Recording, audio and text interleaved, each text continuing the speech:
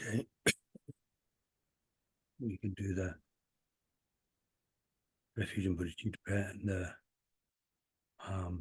and the foundation of all good qualities. Please, Michael.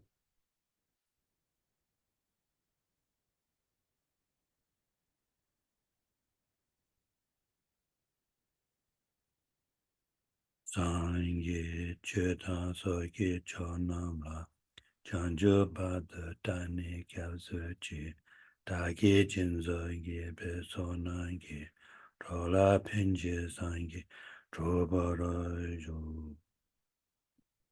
I take refuge until I'm enlightened in the Buddha, the Dharma, and the Supreme Assembly. By my merits of generosity and so forth, may I become a Buddha to benefit transmigratory beings.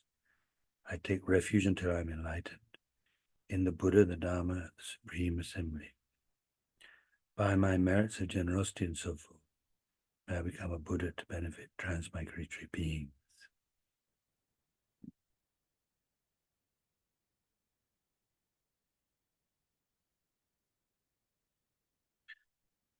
So it says in that prayer, through my practice of generosity and so forth. So the and so forth includes a lot of things. Generally, when you say generosity and so forth, it means the 6 perfections. So those are the, that's what the Bodhisattvas do, is they practice the 6 perfections of generosity, morality, patience, joyous effort, then firm contemplation or concentration, and wisdom. And then there are also the 4 means of attracting sentient beings. But also, when it says, etc., generally speaking, when you say, by a practice of generosity and so forth, may I achieve enlightenment for the sake of all sentient beings, I think it goes something like that.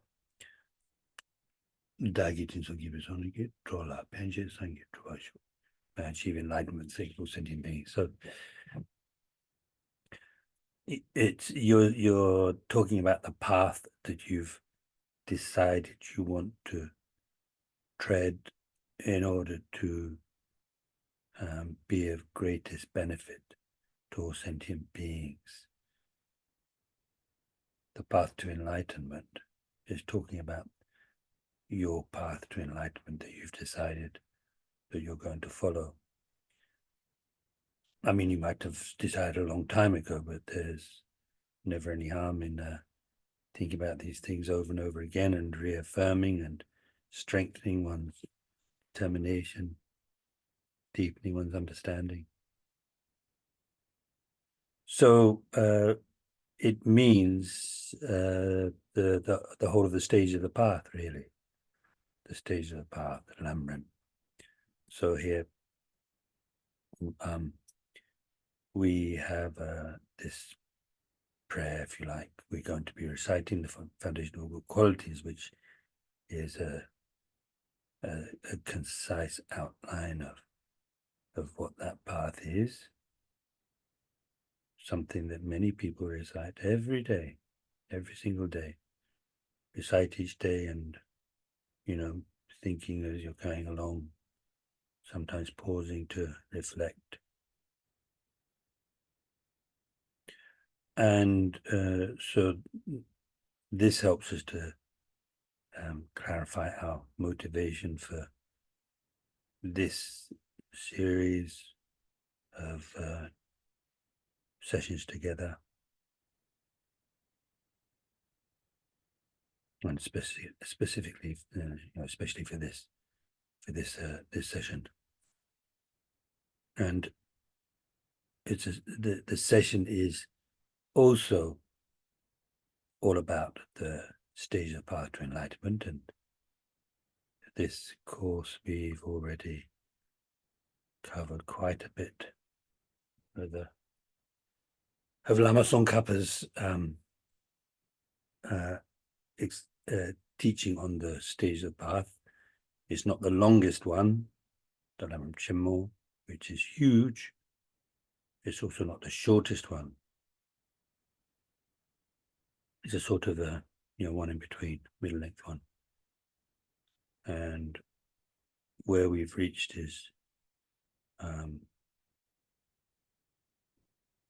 well, anyway, starting off with talking about Bodhicitta and how to meditate on Bodhicitta, the awakening mind. So we're going to start that during these 6 weeks. We might even finish and then next, what do we call it? Anyway, the next series, we'll just keep going with the text. We'll see how things go. So anyway, so let's read this foundation of all qualities. And another thing is that by going through, so this does go through the whole of the stage path, and that means that as we are reciting it to, clarify our motivation for participating, we're also, leaving the imprints, creating the imprints for the whole of the path. And that's really something quite valuable.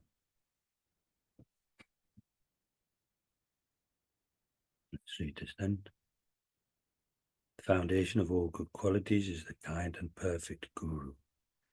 Correctly following the Guru is the root of the path. By my clearly seeing this and applying great effort, please bless me to rely upon the Guru with great respect. When I have discovered that the precious freedom of this rebirth is found only once, is extremely difficult to find again, and is greatly meaningful, please bless me to unceasingly generate the mind taking its essence, day and night. This body and life are changing like a water bubble. Remember how quickly they perish and death comes. After death, just like a shadow follows the body, the results of black and white karma follow. When I have found definite conviction in this, please bless me always to be conscientious in abandoning even the slightest collection of shortcomings and in accomplishing all virtuous deeds. When I have recognized the shortcomings of samsaric perfections, there is no satisfaction in enjoying them. They are the door to all suffering, and they cannot be trusted. Please bless me to generate a strong wish for the bliss of liberation. Through my being led by this pure thought, with great remembrance, alertness, and conscientiousness, please bless me to make keeping the individual liberation vows the root of the teachings my essential practice. Just as I have fallen into the sea of samsara, so have all mother transmigratory beings. By my seeing this, please bless me to train in supreme bodhicitta, which bears the responsibility of freeing transmigratory beings. Even if I develop only bodhicitta, without familiarizing myself with the 3 types of morality, I cannot achieve enlightenment. By seeing this well, please bless me to keep the vow of the sons of victorious ones with fervent effort. By my having pacified distractions to wrong objects and correctly analyzing the meaning of reality, please bless me to quickly generate within my mind stream the unified path of calm abiding and special insight. When I have become a suitable vessel by training in the common path, please bless me to immediately enter the holy gateway of the fortunate beings, the supreme of all vehicles, the Vajrayana. At that time, the basis of accomplishing the 2 attainments is keeping my vows and samaya purely. When I have gained effortless conviction in this, please bless me to protect them even at the cost of my life. Then, when I have realized exactly the vital points of the two stages, the essence of the tantric sets, and am enjoying the yoga of 4 sessions with effort, without being distracted by non-meditation objects, please bless me to accomplish these according to the teachings of the holy beings. Thus may the virtuous friends who reveal the noble path and the spiritual practitioners who correctly accomplish it have long lives. Please bless me to pacify completely the collections of outer and inner obstacles. In all my lives, never separated from perfect gurus, may I enjoy the magnificent Dharma, and by completing the qualities of the grounds and paths, may I quickly attain the state of Vajradhara. So please, let's spend a couple of minutes. That's the general idea, that going through that, we get the general idea, but specifically thinking about the way in which countless sentient beings,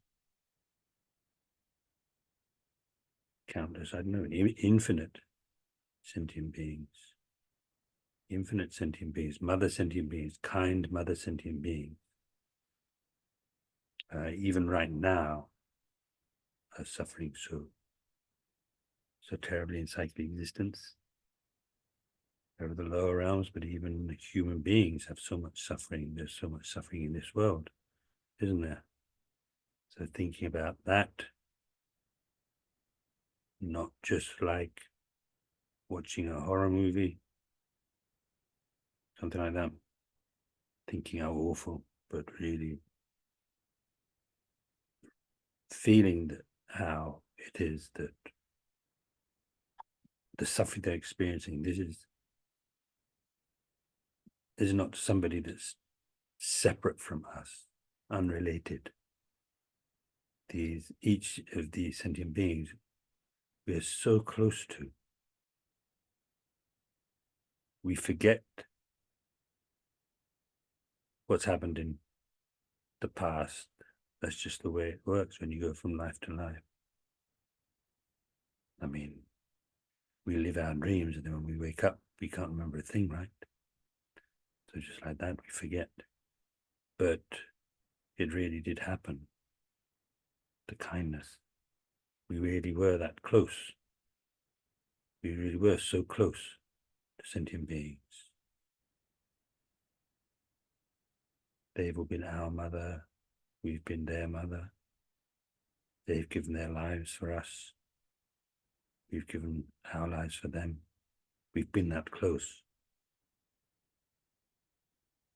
And those sentient beings to whom we are so close, they are suffering. They've been suffering just like ourselves since beginningless lifetimes in psychic existence. When you think about it, it's really terrible. So anyway, really feeling something in the heart, to meditate on this till there's something really moves in the heart. So then we really feel like we can't just leave it like that. We feel like we can't leave them in their suffering. You really feel like, I've got to do something. And the way to do it is by achieving enlightenment. That's the best way. The best thing to do for them is to bring them the best happiness, because everybody wants happiness, and completely free them from suffering, because just like us, they don't suffer. And the best way to do that is by achieving enlightenment. Because if we achieve enlightenment, the way that you help others is by showing them the way. You can't do it for them. And so the best thing then is, if we achieve enlightenment, then we really know exactly what each and every sentient being needs. Though so much of the time, the mind is just so closed that even if enlightened beings were to stand in front of us, we wouldn't see it. We wouldn't have the karma to perceive that. Our minds are too impure. Karma just makes it impossible. But when there's an opening, when there's possibility, then you know what to do immediately. So that's why we want to achieve enlightenment. So let's think about that then, please.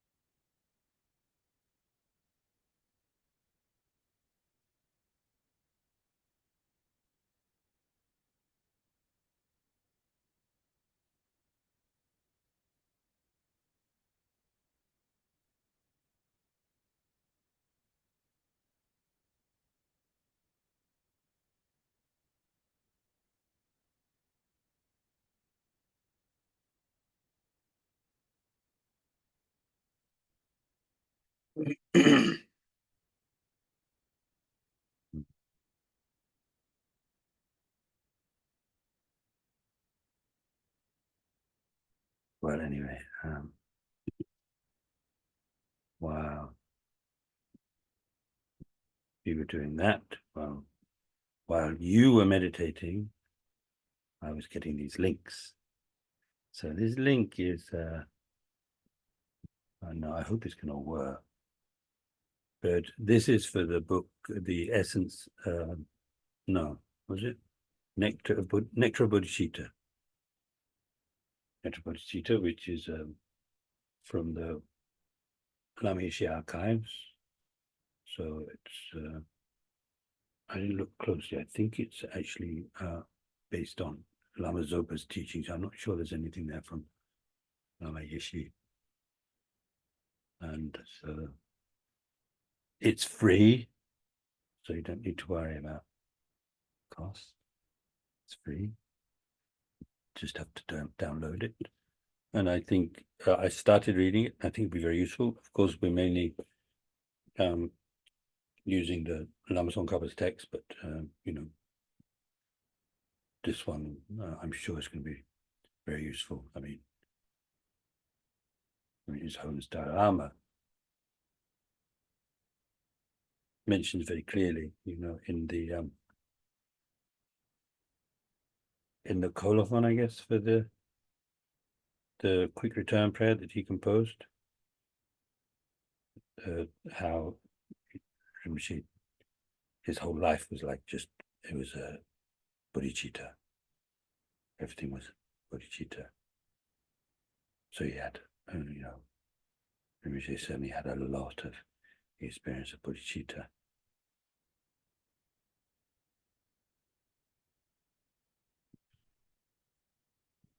A friend of mine told me that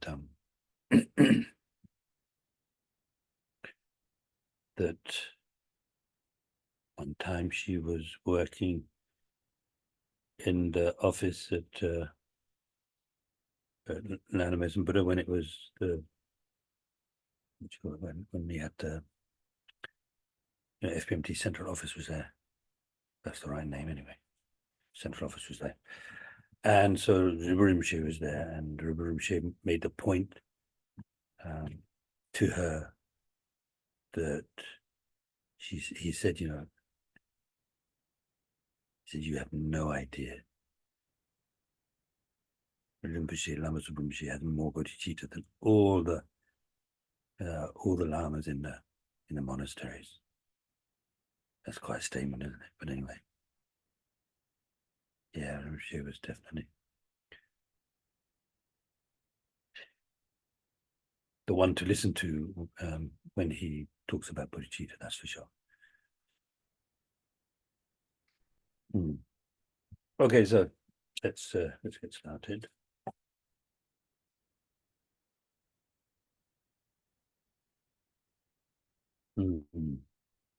So as I said, this is an ongoing series on the Lama Tsongkhapa's middle-length Lamrim, middle-length stage of path. And probably, I don't know, but I suppose everybody's been sent a link to get the book if you want to, whether it's hard copy or soft copy. You know, if you don't have it, then, you know, hopefully you can just listen and it's still useful, but it should be useful to have the book, I think. So anyway, here in this book, it's chapter 14, and Lama Tsongkhapa's book is not divided up into chapters like this book is divided up into chapters. But anyway, in this book, it's chapter 14, and the translator has given it the title of Entering the Great Vehicle. So I guess the chapters afterwards are what you do once you've gotten into the vehicle. So anyway, it starts off by saying how to train the mind in the stage of the path of the persons of great capacity. So I'm sure everybody knows anyway, even if you don't, just briefly, what this means is that following the teaching of Lama Atisha, great Indian master who spent quite a few years in Tibet and composed a text called Bodhipada Paradipam, the lamp illuminating the path to awakening to Buddhahood. And so there, Lama Atisha talks about the three different types of attitude.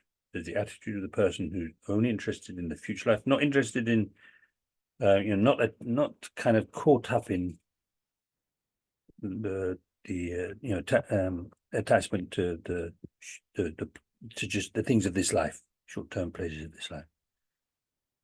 but wants to, avoid an unfortunate life after this one, after they die, and wants to, do everything, create the cause to become, to get a good life after this, again as a human, maybe even as a god, or something even better than we have at the moment anyway. Yeah, so that's and then so that's called the person of small capability. And then the person of middling capability, or middling capacity, middle scope, term that always used to be used. The person who thinks that that's really it's really stupid to put your effort into just getting a good future life, because then what? You're still in cyclic existence, so you're still tied to suffering, and you're still tied to the cause of suffering. So better to get free of cyclic existence altogether. So the person of small capability who's only interested in the next life, their main practice is morality, avoiding destructive actions, doing only positive actions. Then the person of middle capability, on top of that, will practice 3 higher trainings of morality, concentration, and wisdom. That gives you the means to escape from cyclic existence, achieve nirvana, or liberation, freedom. Okay. So then the person of great capability, which is what we're just about to look at now, is the one who thinks that that's also not enough. That would be kind of selfish, because just taking care of oneself when there are infinite sentient beings, kind mother sentient beings, that are in the same predicament, then they decide to achieve enlightenment, single sentient beings, and they practice the path that will lead to that, because of course it doesn't just happen because you want it to happen.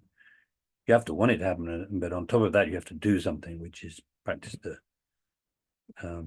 Bodhisattva's way of life, practice the 6 perfections, basically. So, so that's what that means. How to train the mind in the stage of the path of persons of great capacity. So, through meditating in this manner on the force of cyclic existence from different perspectives over a long time, you will see all. It says all existence as a pit of blazing fire. So that it doesn't quite make sense to say just existence. See, or cyclic existence, maybe. All lives in cyclic existence. Yeah, wherever you're born in cyclic existence, it's just like being in a blazing fire. Of course, the lower realms, being born in the hell realms, Preta realms, being born as a Preta or hungry ghost, born as an animal. Of course, a lot of suffering, but not just that, even being born as a human or as a god. And I think we really need to feel that. So that's what was explained, and that's what we sort of were looking at for the last, I don't know, maybe 6 classes or 12 classes, I can't remember.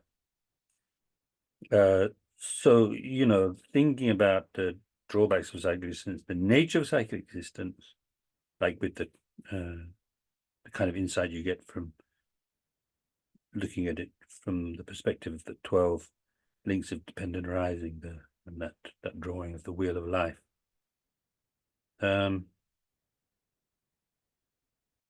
Yes, one needs to feel.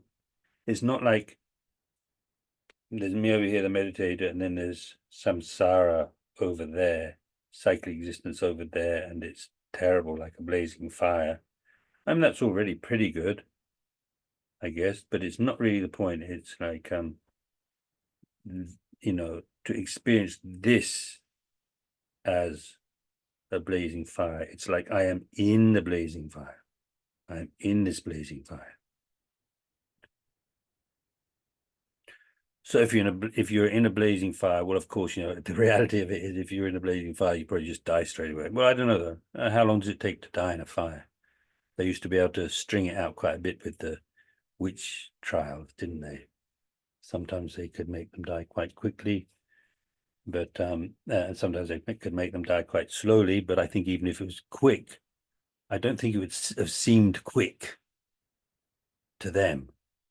I don't think it would have seemed quick to them. Each second would have probably seemed like a long time. Yeah, so it has to feel like that. And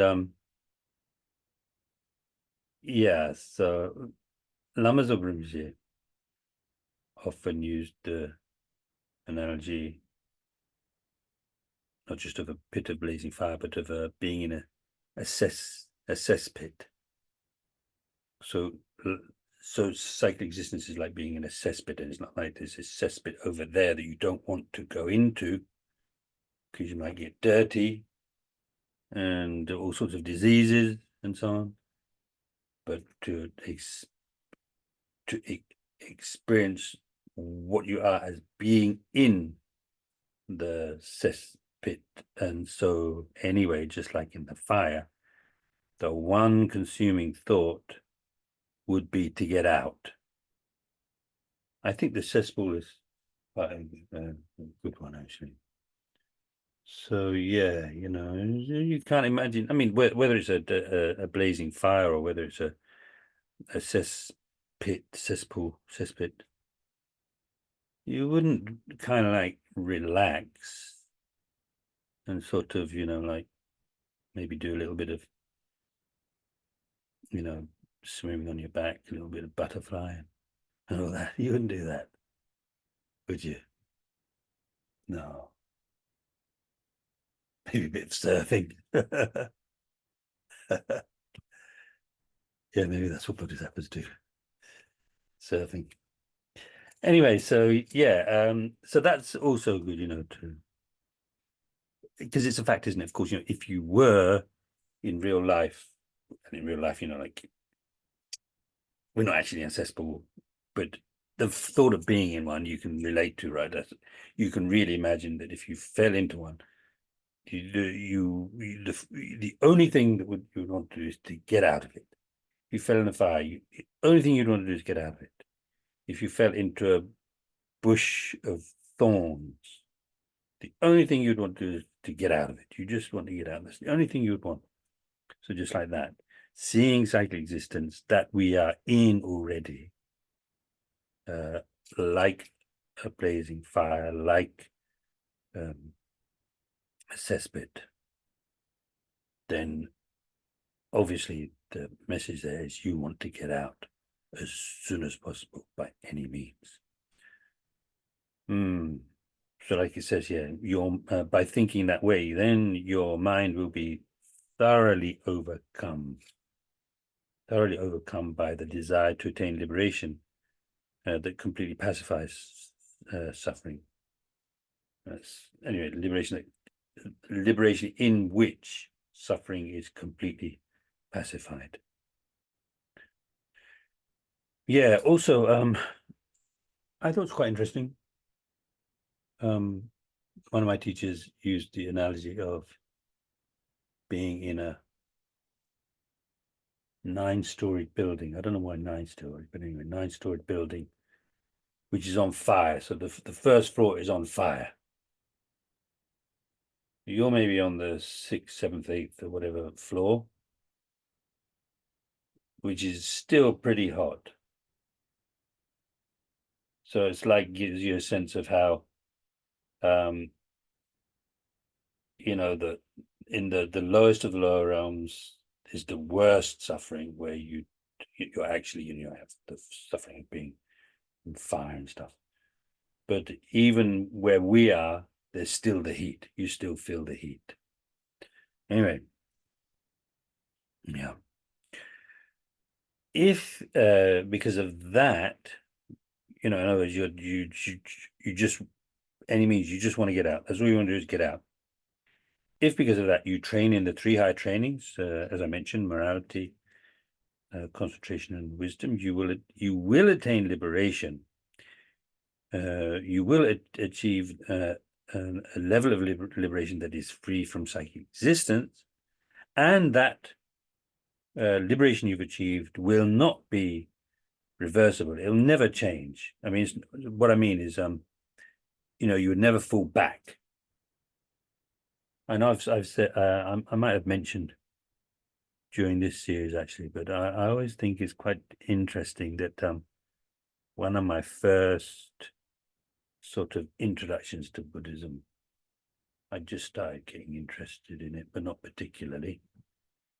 Just a bit before meeting Dita Kratze.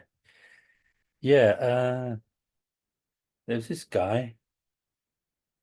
I remember having a kind of cup of tea with a cup of coffee, and he was explaining to me about nirvana.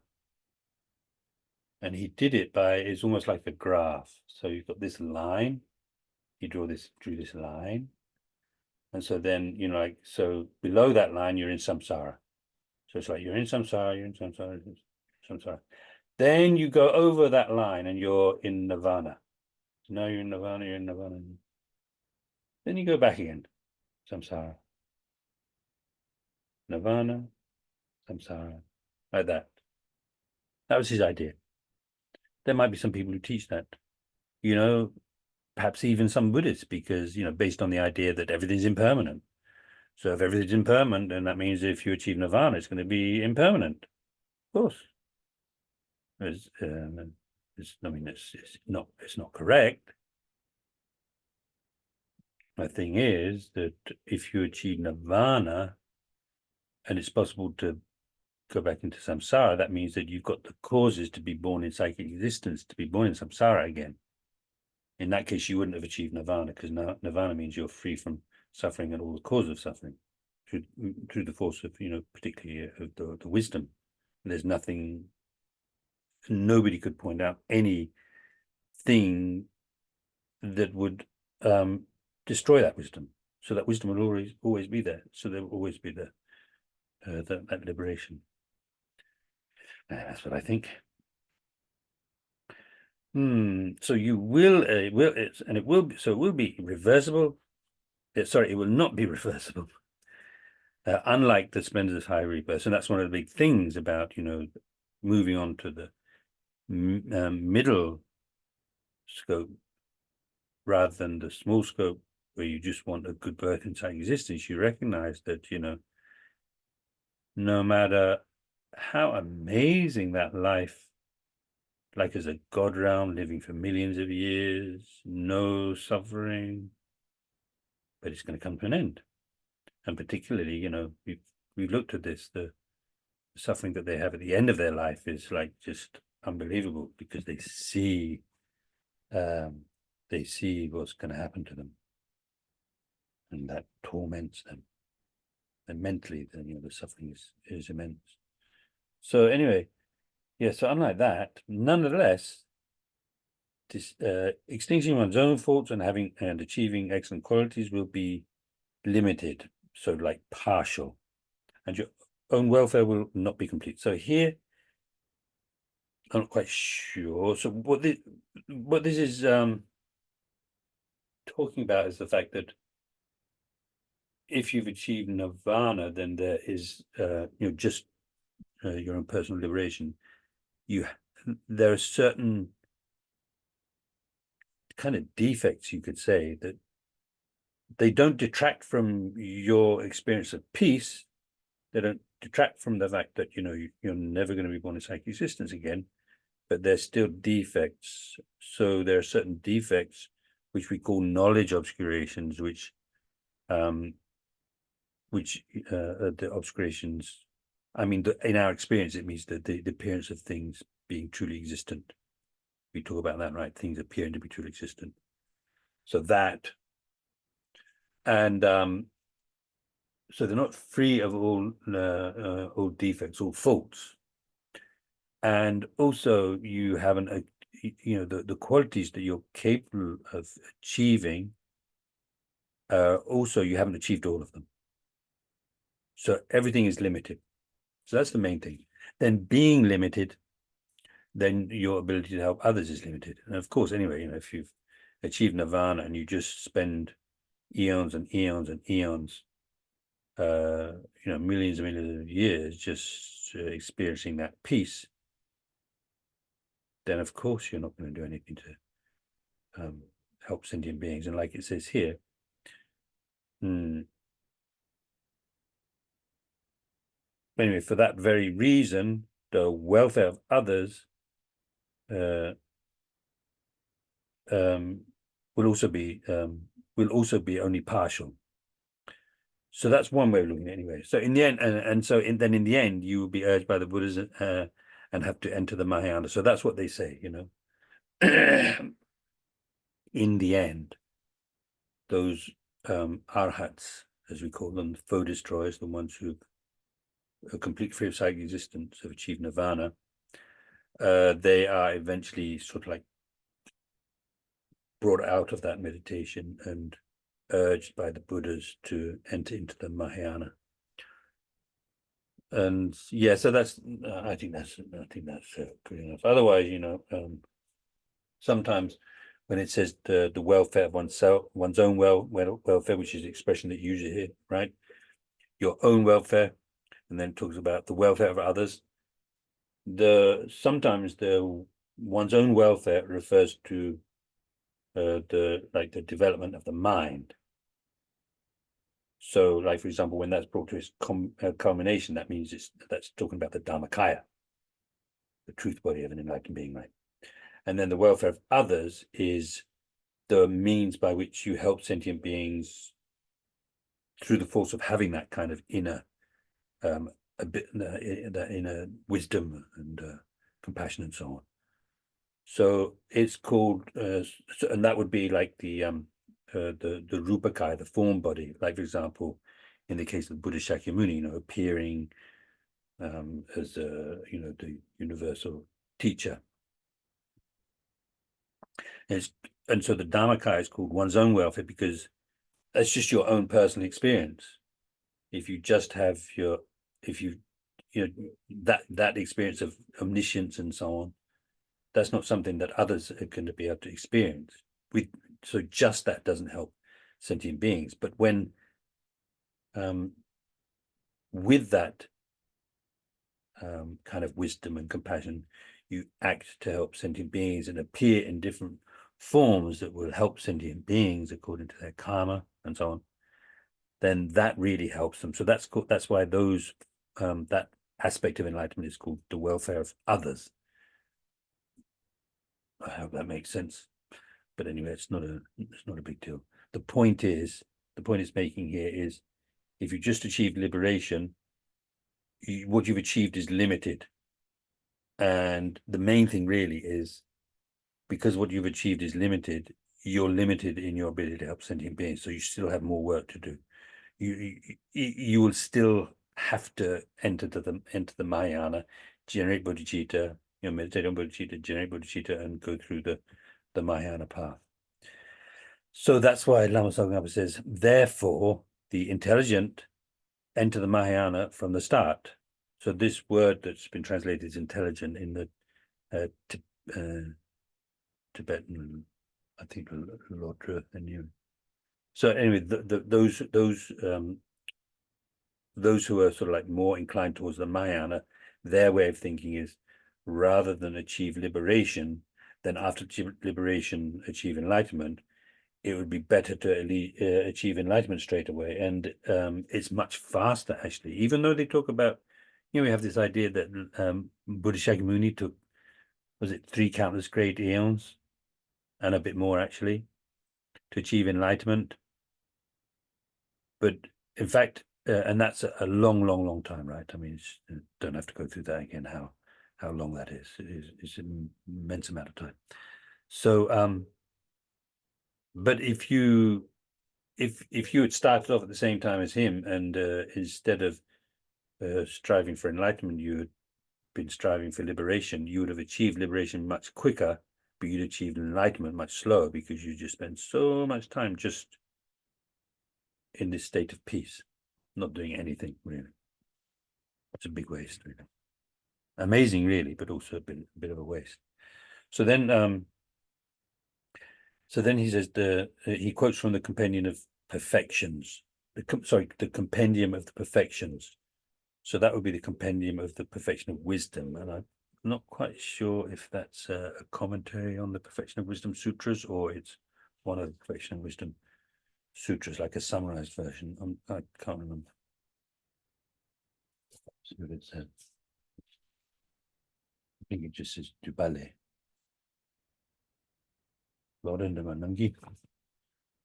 Yeah, Pajin Dubale. Well, it looks like it's the summarized Perfection of Wisdom Sutra. So it looks like it would be a sutra.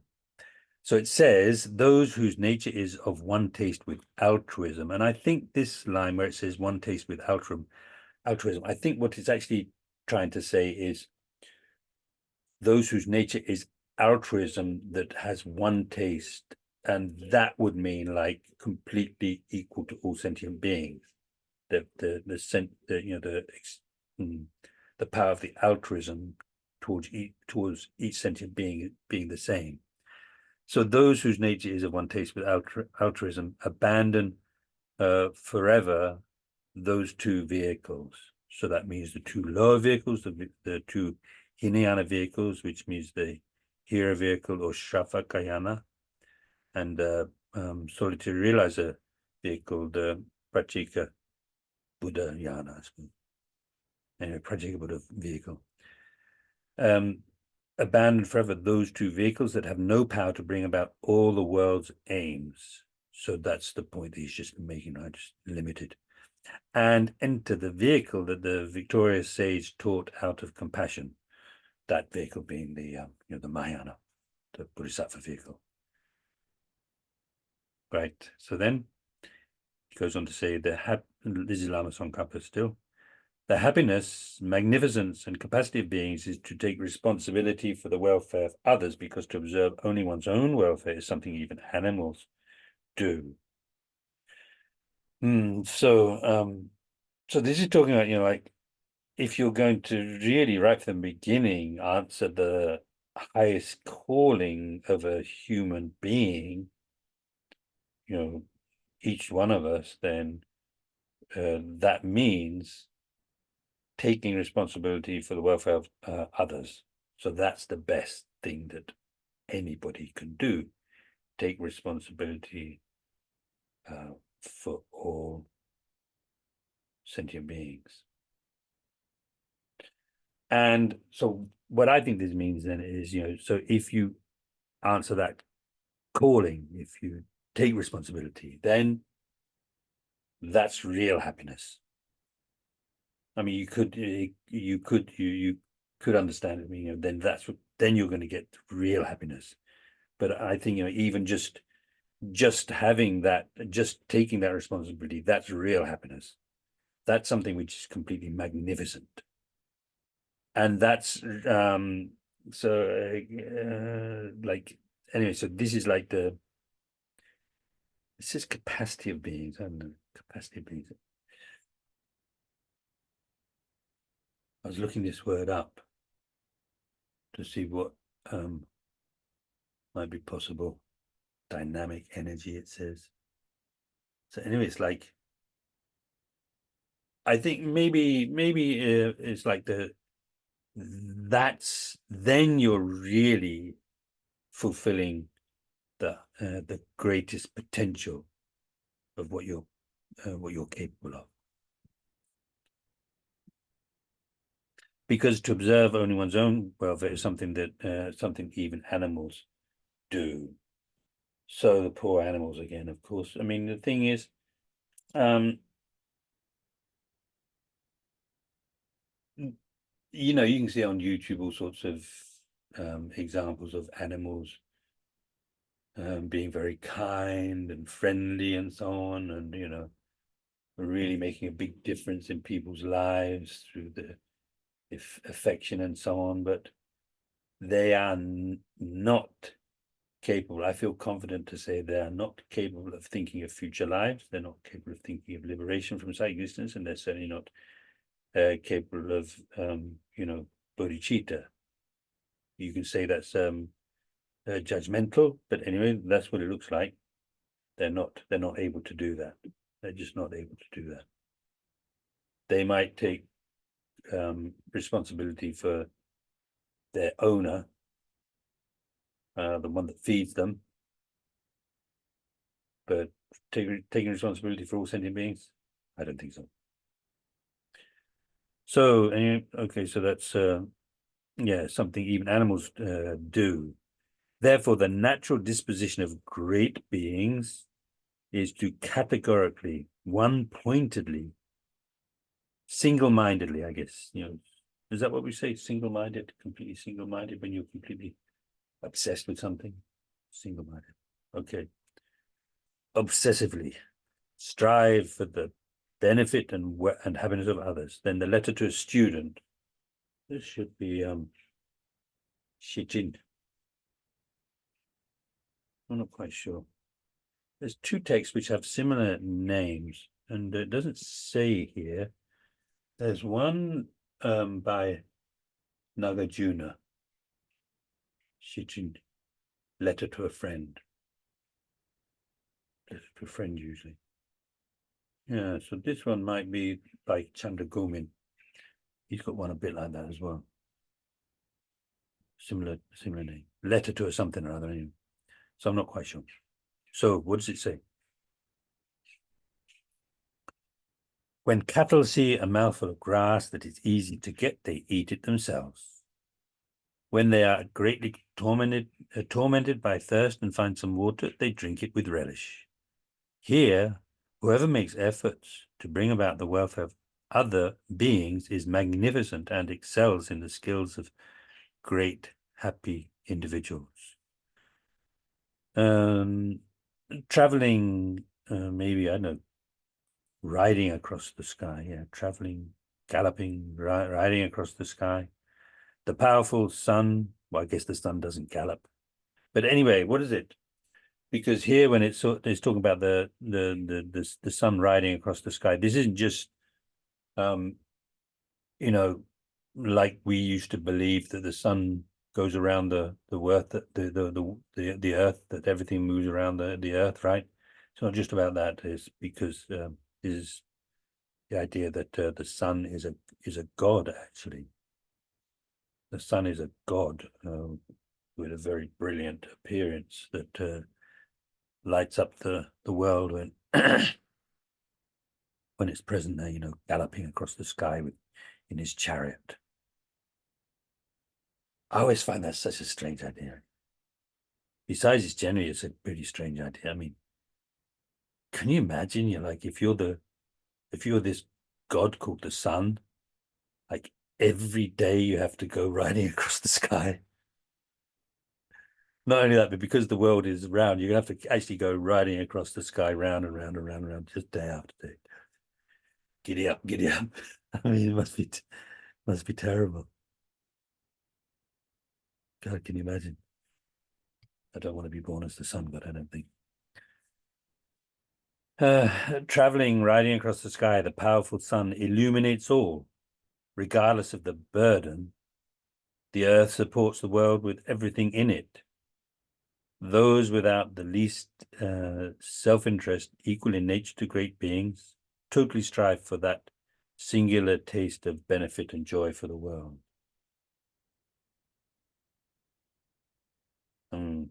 But anyway, it's very nice, and it's making that point, I think, that if you take responsibility for the sake of all sentient beings, and that's real happiness, that's magnificent. That's just, that's what we're made for. Then that being so, those who see how sentient beings everywhere are tormented by suffering and who toil for their welfare are called persons of great capacity, or they're called the wise. The same text says, those who have seen sentient beings confused by dense grey clouds, disturbed by dense grey clouds of ignorance. Yeah, ignorance in the world. I don't know. But ignorance anyway. fall without control into the blazing fire of suffering. So anyway, out of ignorance, sentient beings take birth again and again into the blazing fire of suffering, which is cyclic existence. Then they mentally toil, having fallen. They mentally toil, and they exert themselves. Okay, so wait a minute. Okay, those who have seen sentient beings. Okay, so we talk about the Bodhisattva.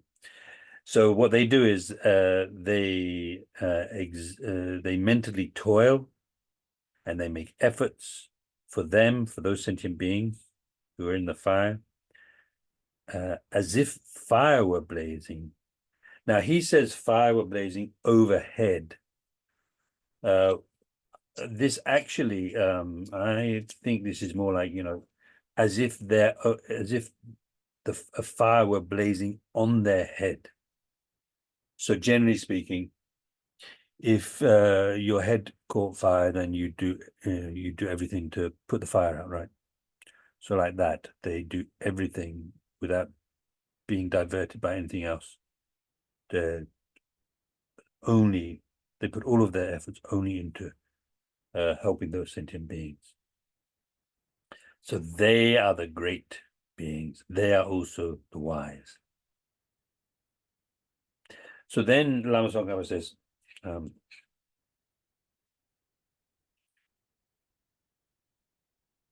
what he's talking about here now, this next paragraph, last paragraph in this section, he's talking about, he's advising us to think that I have this opportunity to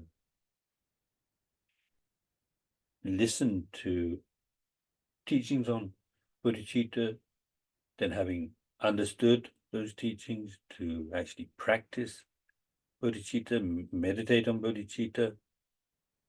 This is just so amazing. This is just the most unbelievable good luck, the most amazing opportunity. So I've got to take, I have to take advantage of this opportunity, so that I can enter the Mahayana that possesses the great. So I've changed it a bit, right? Sorry, I do that sometimes. That I can enter the Mahayana that possesses the great skillful means, such that by working for the welfare of others, you accomplish your own welfare without any incompleteness, without anything missing, simply as a sort of side product or a side effect of dedicating yourself to others. That is the source of all your own and others' excellence, the medicine removing all degeneration or all troubles,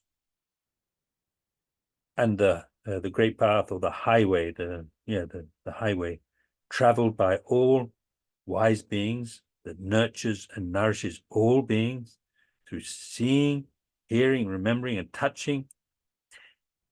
To engage in this best of vehicles with whatever ability of a great being I have, then I should think, how amazing that I have found this.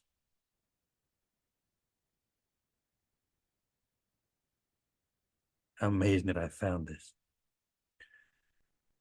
So that's what he's saying, how amazing that I found this. This is such a precious thing that I found. Okay, due to the kindness of the three jewels, due to the kindness of our holy gurus, due to the kindness of all sentient beings, something which is, if you think about it, is like impossible. How could it possibly happen? And yet it's happened. We have this opportunity. And of course, it is a little bit like the meditation on the precious human rebirth, which means that, by which I mean, when you consider just how difficult it is to create the causes for the precious human rebirth, then you start to think, this, it's almost like what's impossible has actually happened. I actually have this life, so I have to make sure to not waste it, to use it to the full. And so it's like that here, you know. It's like, I mean, it's obvious that it's not something that everybody gets all the time, isn't it? I mean, if it was something everybody gets all the time, then I think probably everybody'd be enlightened by now. It's actually not like that. So the precious human rebirth is rare, and then meeting with the Buddha's teachings is rare. And then on top of that, to have met with the Mahayana teachings, that's so rare, isn't it? And I think the main point, of course, is not just rare, but amazing and rare. So amazing. Can you imagine? Really? You look around the world, how many people have even heard of it?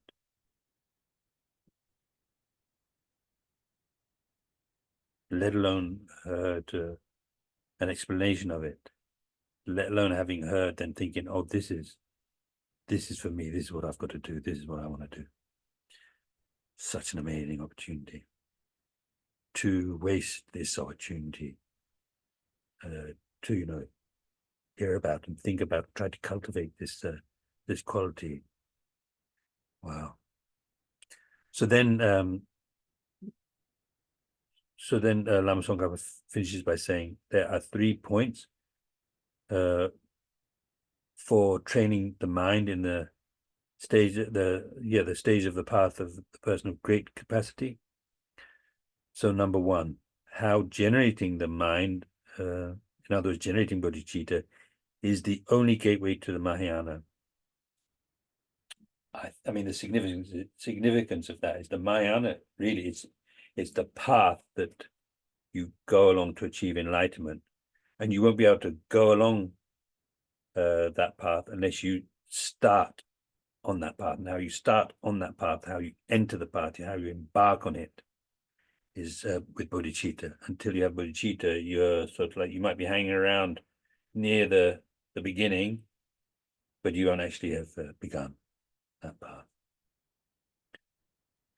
So then, second thing, how to generate that mind. So what meditation you need to do, and well, I mean, you know, whatever else it is that you need to do in order to generate that mind in yourself.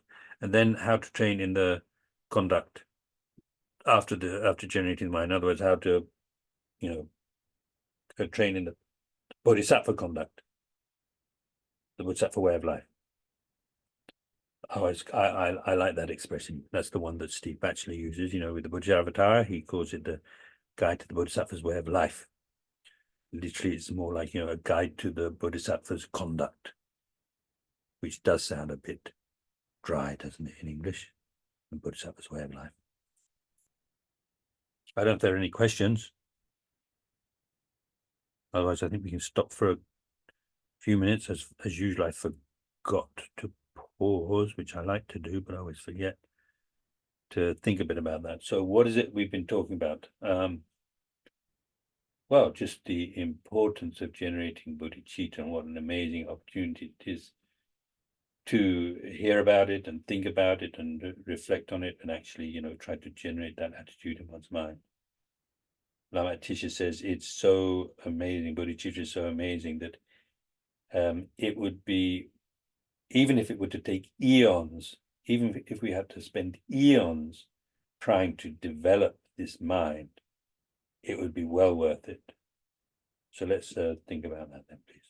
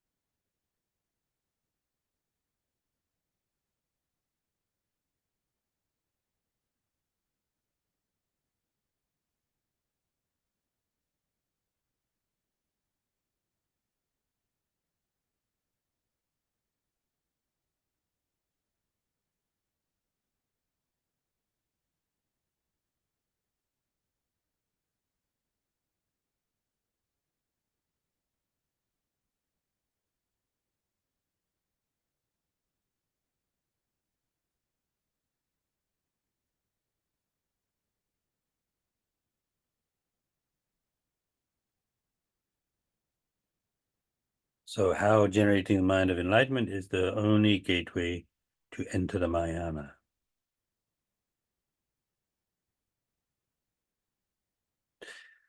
So Lama Tsongkhapa says, so if we would think to ourselves, well, it is necessary. It is something that I must do. I must enter the Mahayana, but what is the gateway to enter it? So that's a bit of a, I know, it's a sort of Tibetan way of thinking, I suppose. Useful, but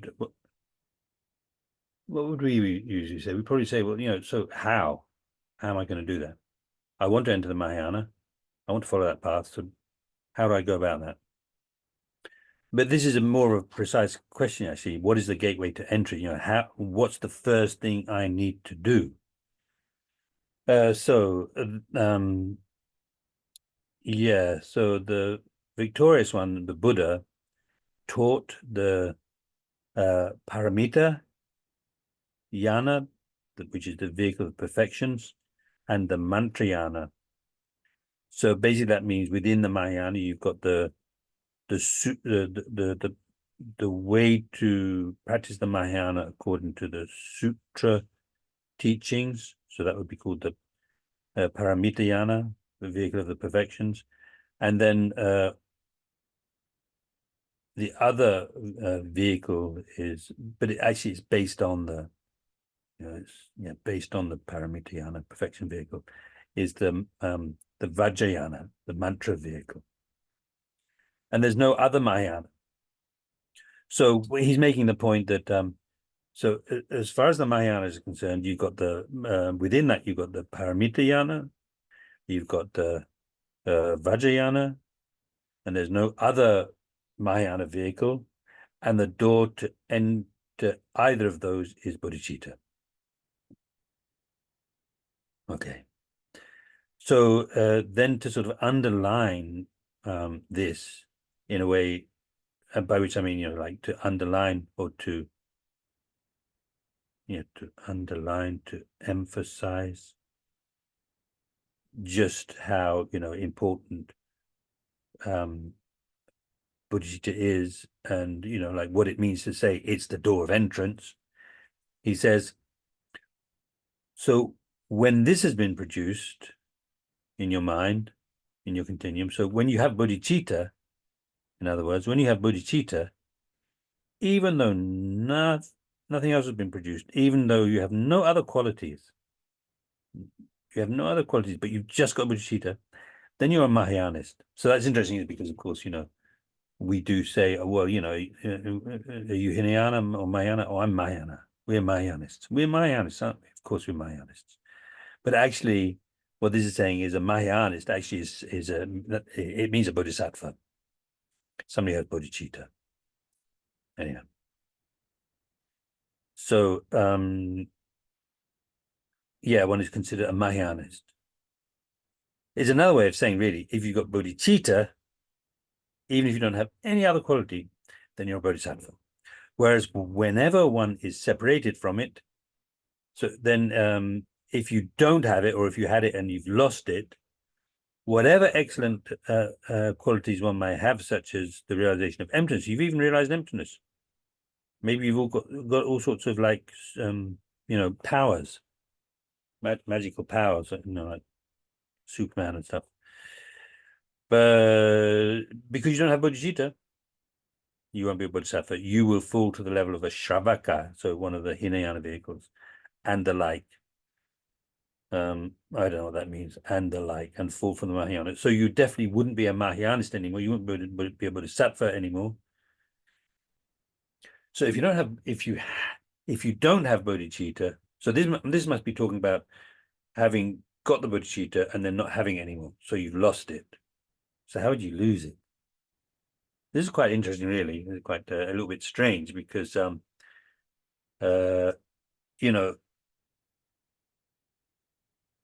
pretty well, if you've got bodhicitta, then you're gonna have the bodhisattva vows, right? You'd have the bodhisattva vows. And so then with that, you've got the 18 root downfalls, 18 root vows, if you like, 18 root downfalls. And one of them is giving up bodhicitta.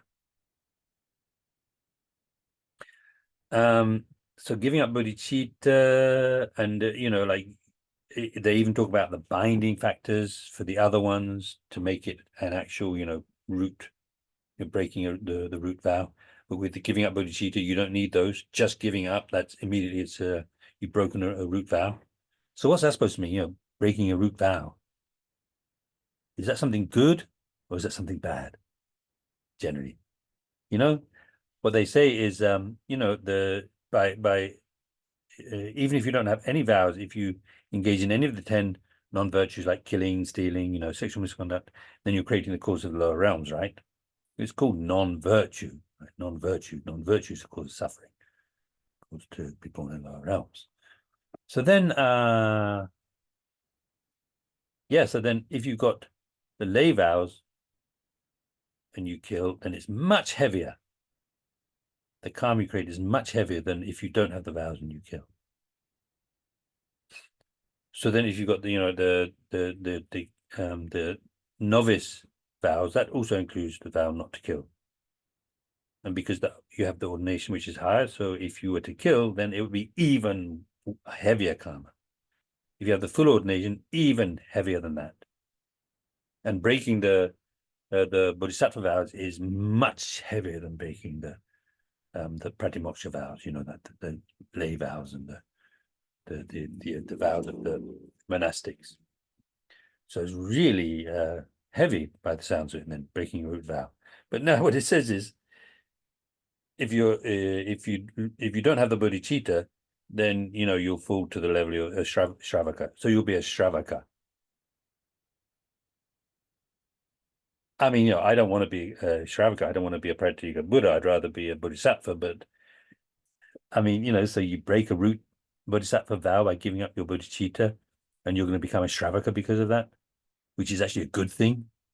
Generally, not as good as becoming a bodhisattva, of course, but it's generally a really good thing, right? If you're a shravaka, that means that you're on the path to liberation. How amazing is that? So that's a bit strange, isn't it?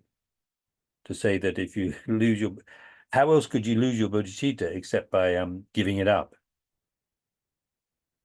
Deciding, okay, well, yeah, I did dedicate myself to enlightenment for the sake of all sentient beings. I did make that commitment and that promise to all sentient beings, every single one, like infinite.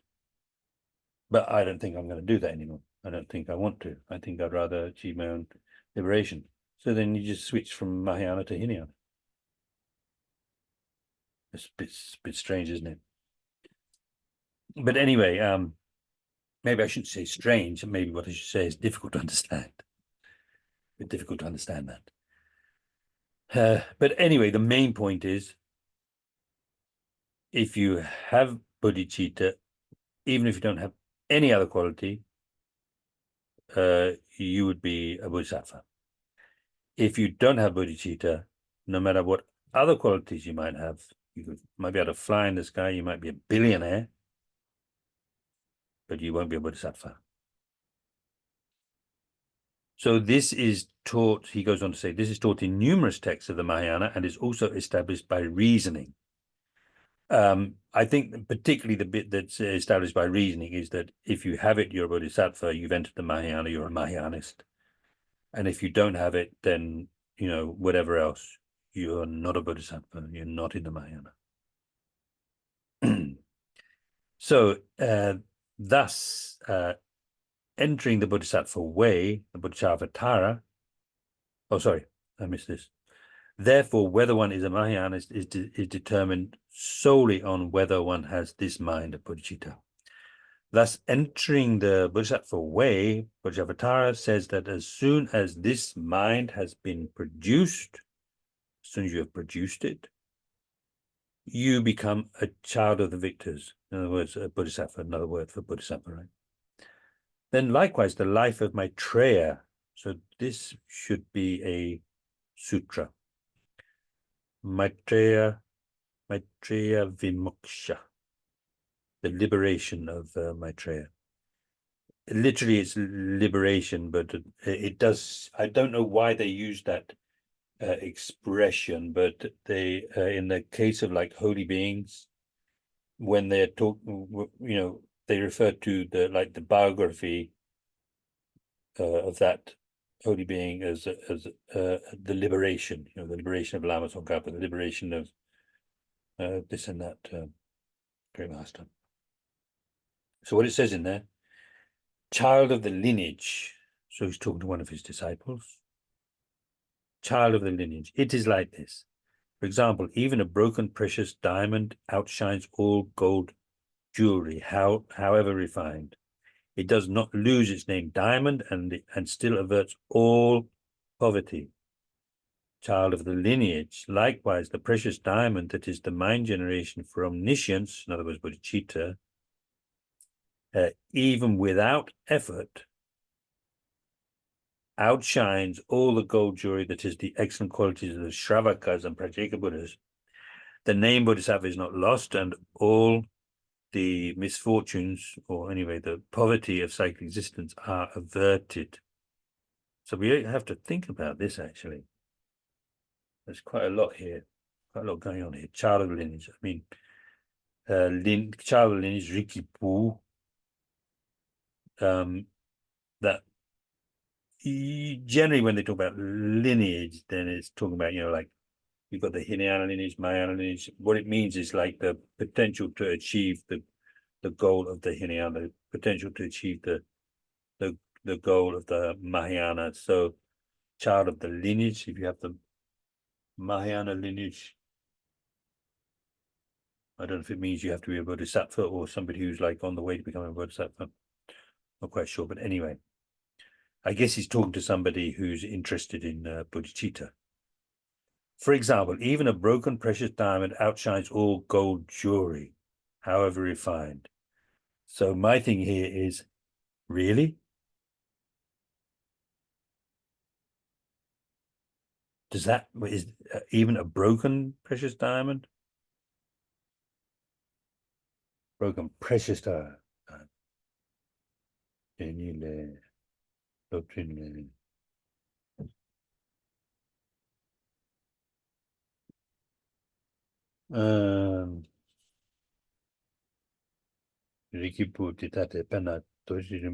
precious diamond. He's talking about a diamond, isn't he? I mean, is this saying like a diamond dust or even splinters of a diamond are more precious than any gold jewelry that there is? Maybe I'm just not a connoisseur, but I think I had a choice between a splinter of diamond and some kind of like, I don't know, gold watch, or let's keep it just gold. I mean, a golden bowl, for example, something like that. I think I'd definitely take the golden bowl. So, but then I was also thinking, I don't think this is going to work. But anyway, what's the one of the really famous diamonds?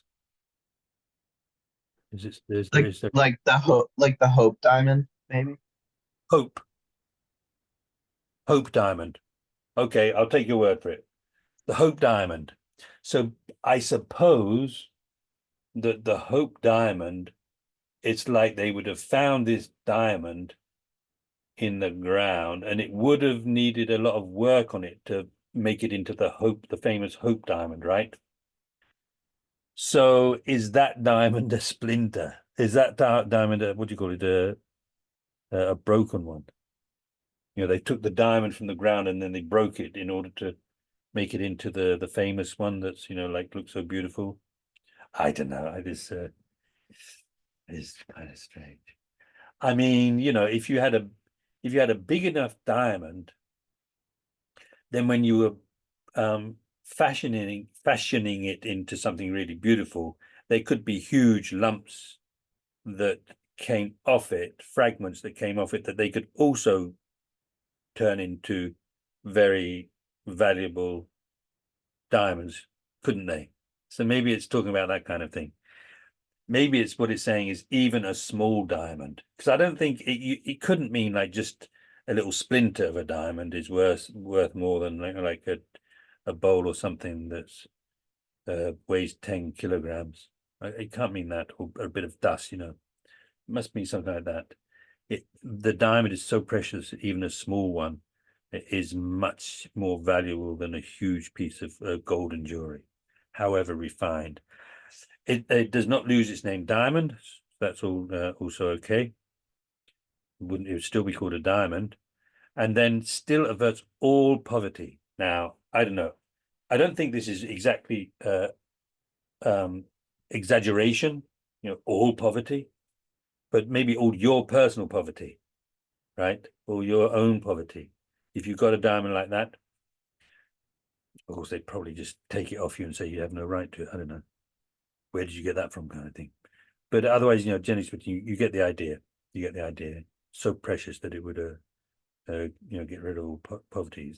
Suppose you have the right to mine there, and so when you found it, it's yours. Then it would avert all your poverty. You'd be rich. Child of the lineage, likewise, the precious diamond that is the mind generation for omniscience, even without effort. Now, this even without effort, what it means is even if your bodhicitta is not combined with the practice of the six perfections. So I've seen this in other contexts, and that's how it's explained. It's explained. Nindindam means even though, in fact, excuse me, I remember now. It actually says that in the paragraph below. It does actually say that. So that's how I knew, I suppose. Even without effort, outshines all the gold jewelry that is the excellent qualities of the Shravakas and Pratyeka Buddhas. The name Bodhisattva is not lost, and all the it's nearly past. How did that happen? I thought it had just gone 5, or whatever it is you're in where you are. Yeah, okay, it's not lost, and all the misfortunes of psychic existence are averted. So with bodhicitta, you're rich. Even if you have nothing else, if you have bodhicitta, you're rich. You're the richest person in the world. So anyway, we can do a little bit more, maybe. Yeah, okay. That's all right. It doesn't matter. Get down to the bottom of the page, maybe. If that mind exists even in someone untrained in the bodhisattva conduct, he or she is said to be a bodhisattva.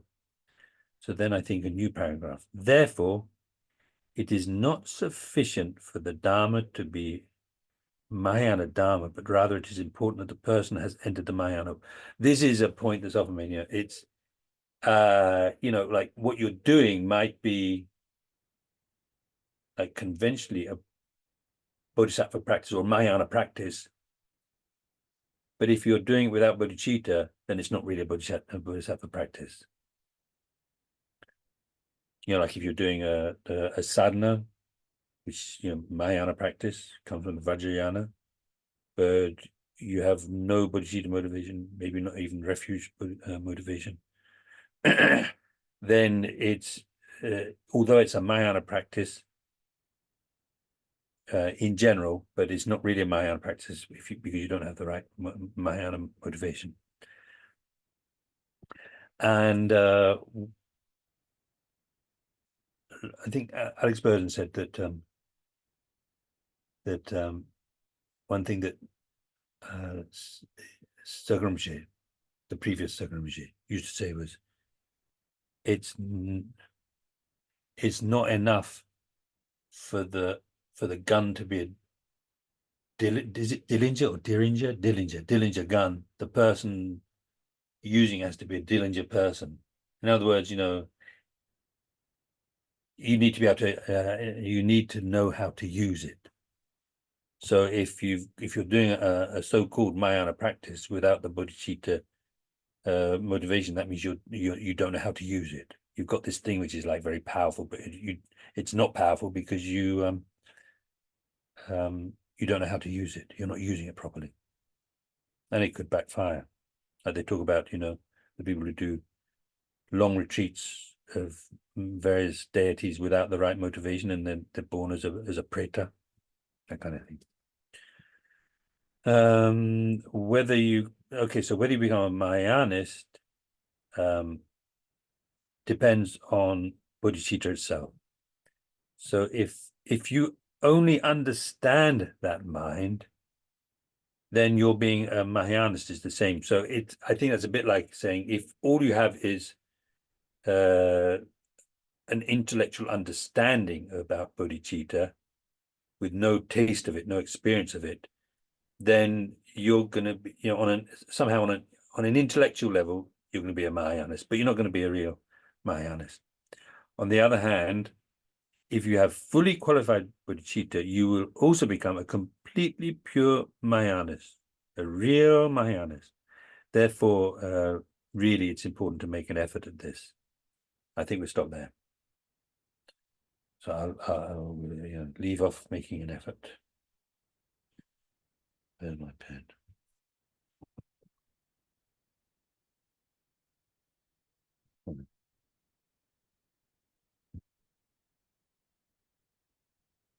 Okay, so if we stop there, and yes, sorry, it's already past, so we'll just do some short dedication, maybe this one, and then long life of His Holiness, and the quick return of Rinpoche. Is there something up here? Okay, good. Thanks, Mike, for putting up the link for that, for the text we're using. May the precious supreme bodhicitta not yet born arise. May that arisen not decline, but increase more and more. So Rinpoche, His Holiness's long life. Thank you. Yes.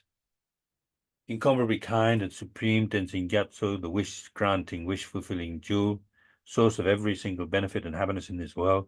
May you have a long life and your holy wishes be spontaneously fulfilled.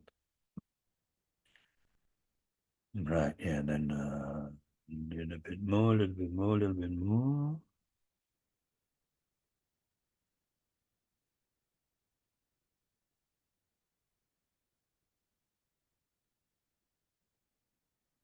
Fearless teacher, so dedicating all the virtue of the past, present, future, and so on, others to this fearless teacher and assembly of the children of victorious ones, Shravakas and Pratyeka Buddhas, victorious Losang, father and sons, along with the lineage masters, all the objects of refuge of infinite lands.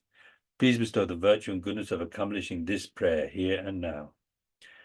Holding and spreading the Muni's precious and complete teachings through explanation and practice, you wore the armor of patience that is never discouraged.